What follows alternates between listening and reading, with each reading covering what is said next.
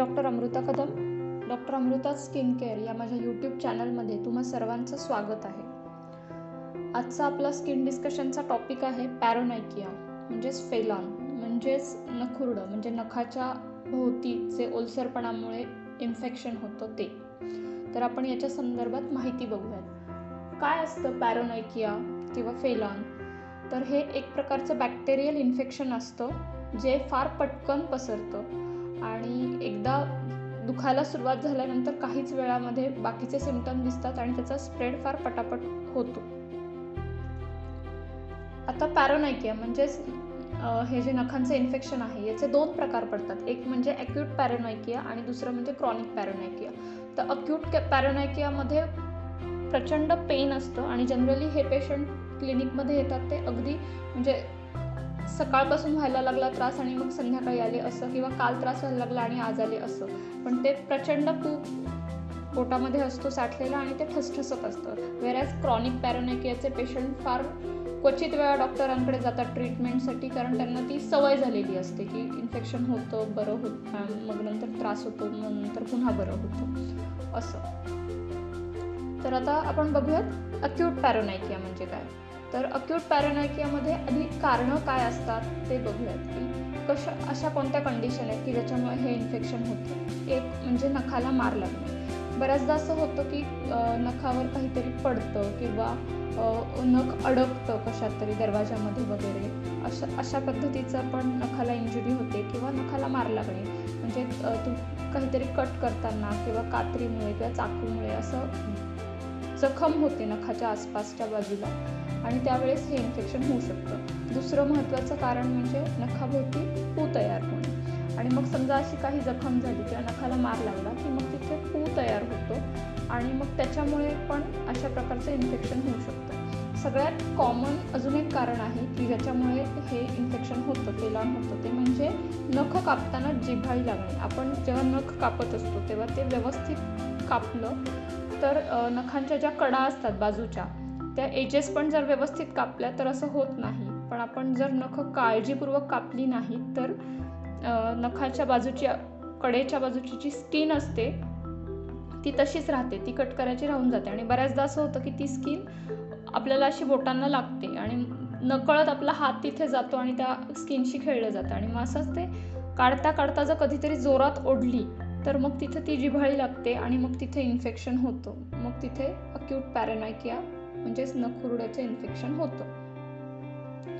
आणि अजून एक याला कारणीभूत गोष्ट असते ती म्हणजे सतत पाण्यामध्ये काम करणे. म्हणजे तुम्हाला जर समजा जिव्हाळी लागली असेल आणि त्यात पण तुमचे कामं पुन्हा पाण्यात असतील तर खूप हायेस्ट चान्सेस असतात की तुम्हाला हे इन्फेक्शन होऊ शकतं.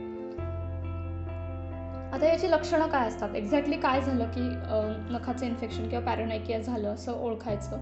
तर जर तुमच्या नखाला मार लागला असेल किंवा काही जखम झाली असेल किंवा नखाला जिव्हाळी लागली असेल की त्याच्यानंतर अचानक नख दुखायला लागतं आणि नख दुखायला लागून तिथं नखाच्या भोवतीची जी त्वचा आहे तिथं थोडीशी सूज आल्यासारखी दिसते, नख ठणकायला लागतं बेसिकली. म्हणजे हात जरी लावला तरी पण तो सहन होत नाही, ठणक जास्त असते. आणि मग जसजशी सूज वाढत जाते तसतसा त्याच्यात पू तयार होतो.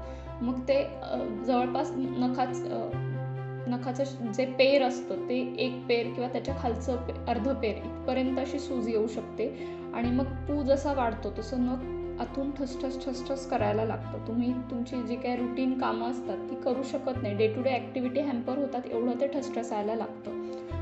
आता काही वेळा असं होतं की नखामध्ये पू कमी असतो, काही वेळेला नखामध्ये पू म्हणजे पस जास्त असतो. तर जर समजा पस कमी असेल तर तो आपण फक्त प्रेशर अप्लाय केलं की जिथं दुखतंय तिथं थोडंसं दाबलं तर त्याच्यानंतर पण निघू शकतो. पण जर पस जास्त असेल तर तो सर्जिकली ड्रेन करावा लागतो. म्हणजे एक छोटीशी सर्जरी करून तो ड्रेन करतात, तिथून ओपनिंग करतात आणि तिथून मग सगळा पस ड्रेन होतो. पस जसा बाहेर पडतो तसं ते दुखण्याचं प्रमाण जे असतं ते कमी होतं.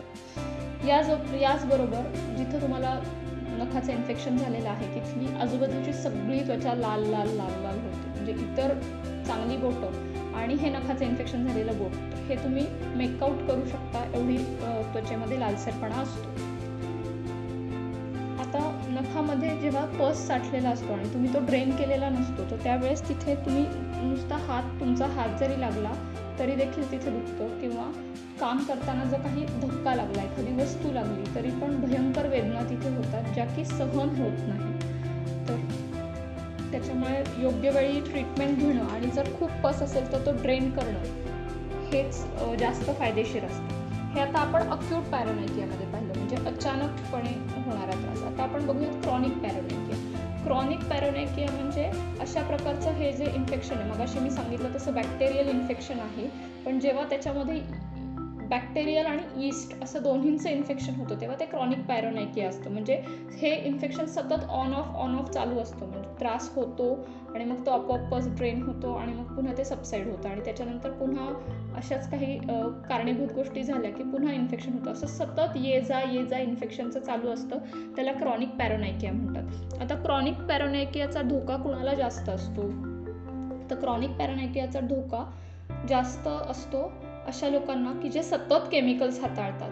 फॉर एक्झाम्पल लॉन्ड्रीचं काम करणारे लोक किंवा हाऊसकीपिंगचे लोक की ज्यांना सतत वेगळ्या प्रकारच्या केमिकलला टच करावं लागतं, अशा लोकांना याचा धोका जास्त असतो.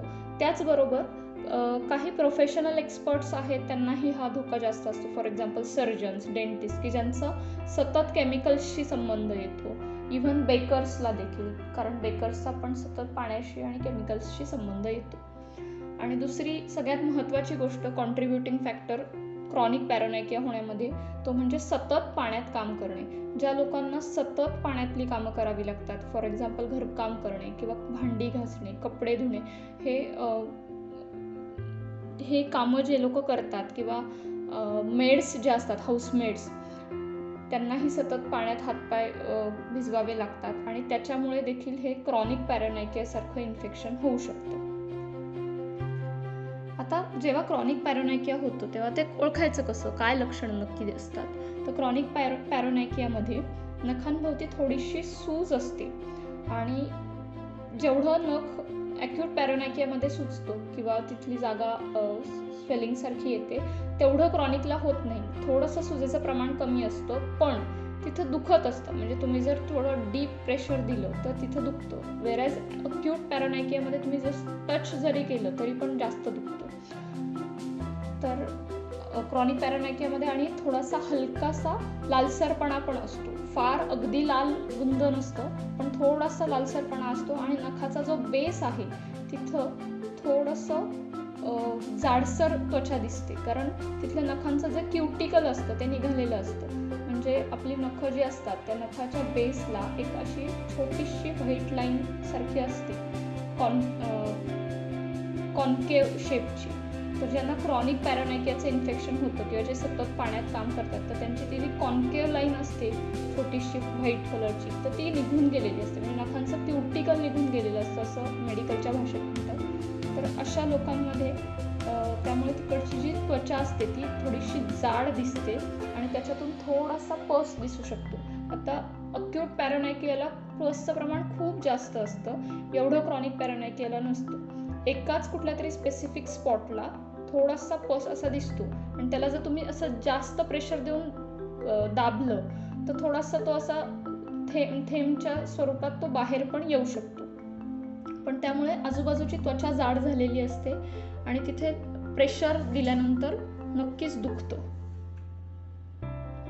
आता हे होऊ नये म्हणून आपण काय उपाय करू शकतो, तर सगळ्यात पहिल्यांदा क्रॉनिक पॅरानायकियाचं इन्फेक्शन जर कमी करायचं असेल तर जर तुमचं खूप जास्त केमिकल एक्सपोजर असेल किंवा सतत तुमचं पाण्यात काम होत असेल तर तुम्ही ग्लव्ज वापरले पाहिजेत. प्रोफेशनली वापरायचे ग्लव्ज मिळतात, म्हणजे आपले सर्जिकल ग्लव्ज नाही, येलो असे जाड क्वालिटीचे ग्लव्ज मिळतात की जे ग्लव्ज वापरून तुम्ही व्यवस्थित कामं करू शकता. ते ग्लव्ज वापरल्यामुळे तुमचा पाण्याशी कॉन्टॅक्ट येणार नाही, केमिकलशी कॉन्टॅक्ट येणार नाही, त्यामुळे हे इन्फेक्शन व्हायचे चान्सेस जे आहेत ते बरेच कमी होतील. दुसरी गोष्ट, जर तुम्ही हाऊसकीपिंग स्टाफपैकी कोणाला असं इन्फेक्शन पुन्हा होत असेल किंवा प्रोफेशनल लोकांना जर सततच्या केमिकल वापरामुळे असं होत असेल तर अगेन ग्लव्ज वापरणं हा तर ऑप्शन आहेच आहे की ज्याच्यामुळे केमिकलचा काही कॉन्टॅक्ट येणार नाही. आणि इव्हन हाऊसमेड्स ज्या असतात की ज्यांच्यामध्ये म्हणजे गृहिणी गृहिणी आणि त्याचबरोबर ज्या कामवाल्या बायका असतात त्यांच्यामध्ये हे इन्फेक्शन होतं, तर त्यांनी देखील जेव्हा केव्हा पाण्याशी संबंधित कामं आहेत त्याचं कमीत कमी वेळा पाण्याशी संबंध ठेवला पाहिजे. म्हणजे ज्या ज्या ठिकाणी ब्रशनी किंवा वायपर वगैरे वापरून तुम्ही क्लीन करू शकता तर ते केलेलं बरं राहील. प्रत्येकच ठिकाणी सगळ्या गोष्टी हातानेच करण्याचं टाळावं. म्हणजे जरा पाण्याचा जो वापर आहे किंवा पाण्याचं एक्सपोजर आहे ते थोडंसं कमी होऊ शकतं. त्याच्यानंतरची सगळ्यात महत्त्वाची गोष्ट की तुमचं पाण्यातलं काम करून झाल्यानंतर कंपल्सरी हात कोरडे केले पाहिजेत. आपल्यापैकी बऱ्याच जणांना सवय असते की हात ओले असतात आणि ते न पुसता असे निथळत असणाऱ्या हातांनीच आपण ओल्या हातांनी कामं करतो. तर असं नाही केलं पाहिजे. हात व्यवस्थित कोरडे केले पाहिजेत. म्हणजे हे क्रॉनिक पॅरानायकिया होण्याचं प्रमाण जे आहे किंवा जो धोका आहे तो कमी होईल. पुढची एक काळजी आपण अशी घ्यायला पाहिजे की नखं ही काळजीपूर्वक कापायला हवी. नखं ही काळजीपूर्वक कापायला हवी आणि जर शक्य असेल तर नखं कापून झाल्यानंतर फायलिंग केलेलं बरं. म्हणजे नखं देखील अडकणार नाही आणि त्यावेळेस जर कुठे नखांच्या बाजूची त्वचा जर बाहेर आली असेल तिथे त्यावेळेस नेल कटरने कापणं फायदेशीर आहे. नंतर जर आपण हाताने ओढलं तर तिथे 100% ॲक्यूट पॅरानायकियाचं इन्फेक्शन होऊ शकतं. आणि अक्यूट म्हणा किंवा क्रॉनिक म्हणा कोणत्याही प्रकारचं नखाचं इन्फेक्शन किंवा पॅरानायकिया झाल्यानंतर ही गोष्ट आपण कटाक्षाने लक्षात ठेवली पाहिजे. ती म्हणजे सुईनी, पिनेनी किंवा टाचणीनी किंवा कुठल्याही प्रकारच्या पॉइंटेड ऑब्जेक्टनी ते जे नखाच्या भोवतीची सूज आहे तिथे तिथला पस फोडू नये किंवा त्या सुईनी तिथला पस बाहेर काढला असं करू नये. कारण याच्यातून काय होतं की एक तर ते ते जी सूज आहे तिथे सुई किंवा पिन लावल्यानंतर तो एरिया पंक्चर होतो आणि त्याच्यानंतर सगळाच पस ड्रेन होईल असं होत नाही. बराचसा पस आत राहतो आणि थोडासाच पस बाहेर येतो. म्हणजे पुन्हा ते पेन जे असतं, दुखणं जे असतं ते कॉन्स्टंटच राहतं. आणि दुसरी गोष्ट सुया, टाचणी, पिना ह्या काही स्टराईल नसतात. त्याच्यामुळे इन्फेक्शन तिथं आतलं अजून वाढू शकतं, कॉन्टॅक्ट ॲलर्जी होऊ शकते. त्यामुळे या गोष्टी कटाक्षाने टाळायला हव्यात.